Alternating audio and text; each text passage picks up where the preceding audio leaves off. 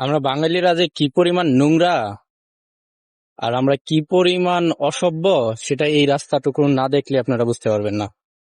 একটা সময় ছিল যখন এই রাস্তাতে এখানে কোনো গাছ ছিল না। তো সিটি কর্পোরেশন থেকে আসলে গাছ লাগানো হয়েছে।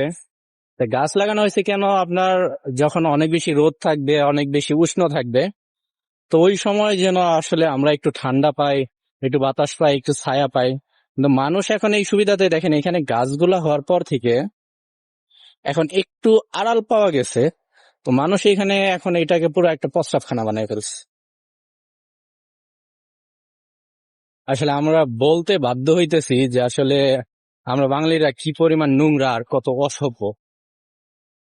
পুরো জায়গাটাকে একদম শেষ করে দিচ্ছে।